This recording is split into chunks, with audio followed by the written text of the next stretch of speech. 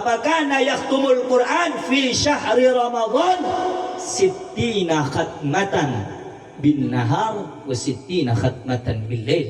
60 kali hatam Al-Quran dalam satu bulan Ramadan di waktu siang, 60 kali hatam Al-Quran di bulan Ramadan di waktu malam.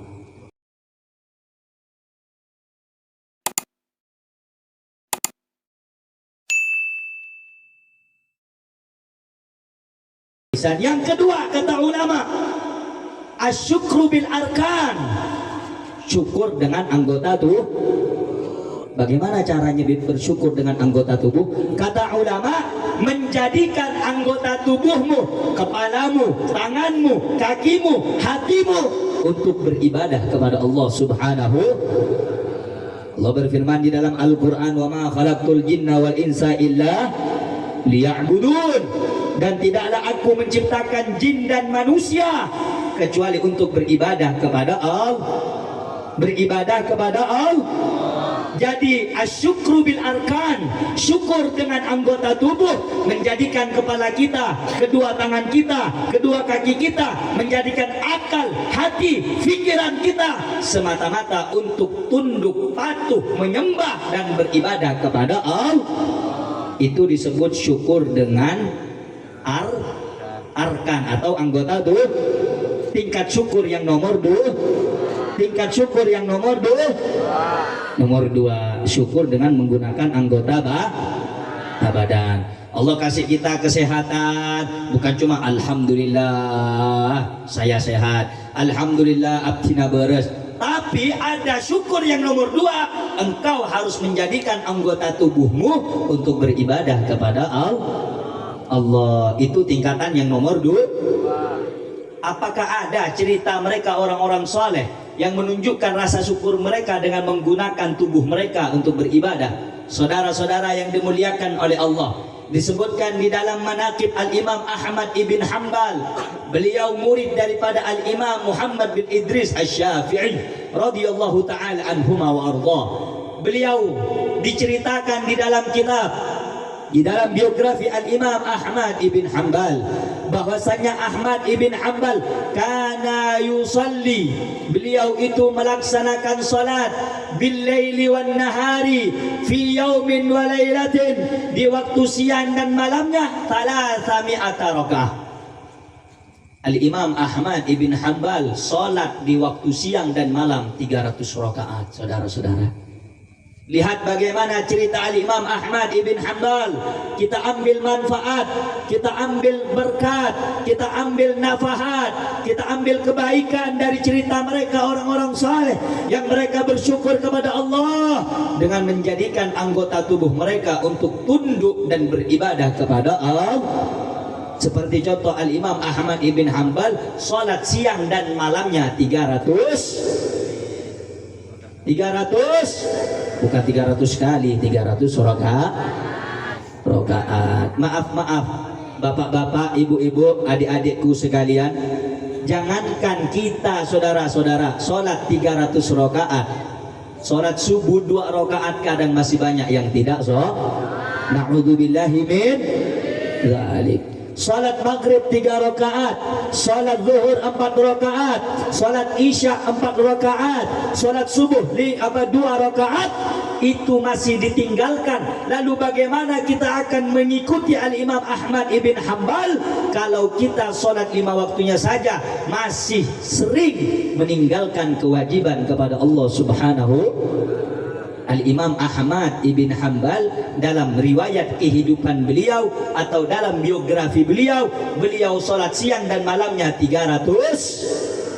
Pada masa Al-Imam Ahmad ibn Hanbal dulu nih, beliau Imam Ahmad ibn Hanbal, beliau ini dipenjara selama beberapa bulan. Al-Imam Ahmad ibn Hanbal itu setiap pagi dikeluarkan, kemudian kedua tangannya diikat, dicambuk oleh penguasa yang zalim.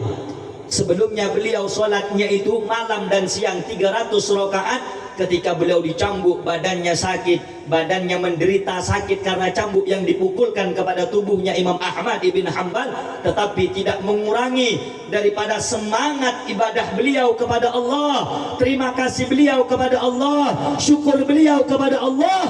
Walaupun beliau tidak bisa sholat 300 rakaat dalam sehari semalam, tetapi beliau masih melaksanakan sholat 150 rakaat dalam setiap harinya. Itu Ahmad ibn Hanbal. Kalau kita ini tidak mendengarkan cerita mereka orang saleh, cerita siapa lagi yang mau kita dengarkan? Ayyuhal ikhwan, ayyuhal ahbab, wahai saudaraku yang dicintai, wahai saudaraku semuanya. Kita memang sengaja, saudara-saudara, diajarkan oleh para ulama mendengarkan cerita mereka orang-orang soleh, karena itu termasuk termasuk di antara hal yang dapat meneguhkan hati seorang hamba kepada Allah Subhanahu wa taala. Mendengarkan cerita mereka orang soleh, mendengarkan kehidupan mereka orang soleh, mampu membuat hati kita jauh lebih semangat, mampu membuat hati kita jauh lebih baik, mampu membuat hati kita jauh lebih menginginkan akhirat daripada kehidupan di dunia yang sementara ini. Karena itu saudara-saudara, syukur hendaknya engkau menjadikan anggota tubuhmu untuk taat kepada Allah, untuk senantiasa tunduk kepada aturan Allah, untuk senantiasa beribadah kepada Allah. Karena itu semua adalah salah satu daripada bentuk perwujudan rasa syukurmu kepada Allah Subhanahu wa taala, agar engkau ditambah rahmat, nikmat dari Allah Subhanahu. Itu yang kedua, syukur bil arkan, atau yang disebut syukur dengan anggota badan. Yang ketiga kata ulama, syukur tingkatan yang ketiga, asyukru bil qalbi atau asyukru bil janan, syukur dengan hati. Tahu syukur dengan hati bagaimana? Bu, tahu? Syukur hati ngapa? Katin apa syukur hati kayak? Ada tanya lagi. Saya suruh ngaji. Pak, syukur kalau ben atene kagak apa contohnya? Ada tahu, mangkan mau ibadah pajak gele serius ngaji, mak sambian paham. Syukur kalau ben ate, syukur dengan hati itu kata para ulama, engkau meyakini dalam hatimu bahwa setiap pemberian itu, nikmat itu, kesehatan itu, kesuksesan itu berasal dari Ia yang Maha Kaya, Allah Subhanahu wa ta'ala. Jadi kalau Anda dikasih sehat, oh karena saya ini berobat ke dokter spesialis fulan, bukan. Oh saya ini kerja karena saya kerja keras, bukan. Oh karena saya ini kaya karena saya ini rajin merabu, bukan. Tetapi Anda harus meyakini nikmat semuanya itu berasal dari Allah Subhanahu. Anda jadi orang kaya, nikmat dari Allah. Anda jadi orang hebat, nikmat dari Anda. Jadi orang yang ahli ibadah, nikmat dari Allah. Jadi semua nikmat yang Anda rasakan harus Anda yakini bahwa nikmat itu berasal dari Allah. Al-Imam Abdullah Al-Haddad di dalam kitab Risalatul Muawananya, beliau mengatakan bahwa setiap orang Islam wajib mensyukuri nikmat Allah, meyakini bahwa nikmat itu berasal dari Allah dengan cara dia mentaati Allah, yaitu dengan melaksanakan ibadah, dengan melaksanakan tasbih, dengan berzikir kepada Allah. Maka itu adalah tanda bahwa dia adalah hamba yang bersyukur kepada Allah bila mana dia taat kepada hukum dan aturan Allah. Sebaliknya, orang itu akan dikatakan kufur, akan dikatakan ingkar terhadap nikmat Allah kalau dia gunakan nikmat tersebut untuk membangkang dan untuk menyalahi daripada aturan dan perintah dari Allah. Kira-kira sampai sini 3 poin ini paham enggak kira-kira? Paham enggak? Saya ngaji enggak perlu lama-lama. Yang penting Anda paham, jelas, bisa diamalkan, insya. Jadi syukur yang pertama itu disebut asyukru bil lisan, syukur dengan lisan, dengan mengucapkan alhamdulillahi rabbil. Lebih utama lagi kalau Anda tambah dengan zikir dan bacaan-bacaan yang lah. Yang kedua asyukru bil arkan, syukur dengan anggota badan, yaitu menjadikan anggota badan kita untuk tunduk, patuh dan beribadah kepada Allah. Yang ketiga, asyukru bil qalbi au bil janan, syukur dengan yaitu meyakinkan diri kita, hati kita, bahwa setiap nikmat yang kita rasakan berasal dari Allah Subhanahu wa ma bikum min ni'matin fa min Allah. Apa yang ada di antara kamu yang engkau rasakan nikmat itu berasal dari Allah. Karena itu jadikan semua nikmat mata gunakan melihat yang baik, nikmat telinga gunakan mendengarkan yang baik, nikmat tangan gunakan menggenggam memegang yang baik, megang Al-Quran, megang tasbih, megang siwak, megang hal-hal yang bermanfaat, megang kitab. Gunakan kedua kaki kita melangkah ke tempat yang baik, ke masjid, musholla, tempat-tempat pelajaran, tempat majlis ta'lim, dan gunakan ke tempat-tempat yang diridhai oleh Allah Subhanahu.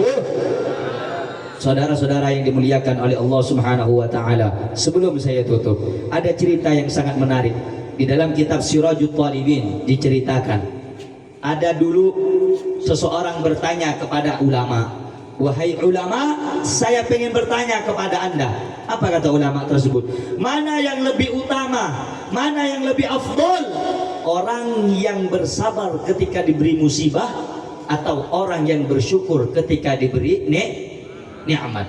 Kata ulama tersebut, engkau mempertanyakan dua hal atau dua perkara yang semuanya memiliki keutamaan di antara keduanya. Syukur atas nikmat yang diberikan oleh Allah, itu adalah nikmat dan juga ada pujian tersendiri dari Allah Subhanahu wa taala. Sedangkan bersabar atas musibah yang telah Allah timpakan dan Allah berikan juga memiliki pujian di sisi Allah Subhanahu wa taala. Allah berfirman di dalam Al-Qur'an, "Innama yuwaffas sabiruna ajrahum bighairi hisab." Hanya saja sesungguhnya orang-orang yang bersyukur, merekalah hanya orang-orang yang diberikan oleh Allah pahala yang tanpa batas. Orang-orang yang bersabar dikatakan oleh Allah, "Innallaha ma'as sabirin." Allah senantiasa bersama orang-orang yang bersabar. Jadi orang yang bersabar atas ujian, atas musibah, memiliki derajat dan juga pujian yang tinggi di sisi Allah Subhanahu wa taala. Adapun orang-orang yang bersyukur, Allah berfirman di dalam Al-Qur'an, "Wa wahabna Dauda wa Sulaimana," dan telah kami berikan rezeki kepada Daud dan Sulaiman, "innahu awwab," dan mereka berdua atau Nabi Sulaiman alaihi salatu wasalam adalah hamba yang taat kepada Allah Subhanahu wa taala, dipuji oleh Allah Subhanahu wa taala. Jadi orang yang bersyukur memiliki derajat yang tinggi, orang yang sabar memiliki derajat yang tinggi di sisi Allah. Jadi keduanya adalah suatu amalan bagi seseorang yang senantiasa ingin mendekatkan diri kepada Allah Subhanahu wa taala. Karena itu orang yang bersabar atas musibah, dia orang yang baik. Orang yang bersyukur atas nikmat, dia orang yang baik. Orang yang bersabar atas ujian, dia orang yang baik. Dan orang yang berterima kasih atas nikmat, dia adalah orang yang baik. Terkadang saudara-saudara, Allah berikan kepada kita ujian, Allah berikan kepada kita musibah, terkadang kita menyalahkan Allah, wal-'iyadu billahi min dzalik. Terkadang kita sampai keluar kata-kata yang tidak baik, mencaci maki Allah Subhanahu wa taala. Sampai ada di antara kita orang-orang yang mengatakan dirinya beriman kepada Allah, tapi ketika mendapat musibah, ketika mendapat ujian, ketika mendapat cobaan, dia mengatakan Allah tidak adil, Allah ini tidak bisa membedakan mana yang harus diberi ujian, mana yang harus tidak diberikan ujian. Seakan-akan dia jauh lebih hebat dan lebih tahu daripada Allah Subhanahu wa taala. Bukankah semua dunia beserta seisinya Allah lebih mengetahui, Allah lebih memahami mana setiap hamba yang patut diberi ujian untuk mengangkat derajatnya, dan mana seorang hamba yang tidak diberikan ujian oleh Allah. Karena itu setiap ujian yang menimpa manusia semuanya memiliki makna tersendiri yang Allah berikan dan memiliki kedudukan yang telah Allah sediakan bagi setiap orang-orang yang bersabar kepada Allah Subhanahu wa taala. Sehingga saudara-saudara, setiap Allah berikan kita ujian apa saja, ujian dunia kah, ujian akhirat kah, maka jangan sampai kita putus asa dari rahmat Allah. Jangan sampai kita termasuk orang yang putus asa daripada min rahmatillah, daripada rahmat Allah Subhanahu wa taala. Sampai-sampai Allah mengatakan, wahai Nabi Muhammad, sampaikan kepada hamba-hambaku yang melampaui batas, kata Allah Subhanahu wa taala, la taqnatu min rahmatillah, jangan sekali-kali, kata Allah, berputus asa dari rahmat Allah. Allah uji kita, terkadang kita tidak punya apa-apa. Allah uji kita dengan kesengsaraan hidup di alam dunia. Tetapi jangan sampai semua ujian itu memutuskan kesabaran kita untuk mendapatkan rahmat dari Allah Subhanahu. Al-Imam Abdullah Al-Haddad dalam kitab Risalatul Mu'awananya, beliau mengatakan, selama engkau berada di alam dunia, selama engkau bernafas di alam dunia ini, wajib bagimu untuk bersabar. Karena dunia ini lahwun wa la'ibun, tempat orang yang bermain-main, tempat orang diuji, tempat mereka yang berbangga-bangga. Engkau bersabar tidak tergoda dengan keadaan zaman, engkau bersabar tidak melakukan maksiat, engkau bersabar tetap dalam keistiqomahan taat kepada Allah, maka saudara-saudara, pahala yang Allah berikan kepadamu, derajat yang Allah berikan kepadamu adalah derajat yang tinggi dan pahala yang besar di sisi Allah Subhanahu wa taala. Karena itu saudara-saudara,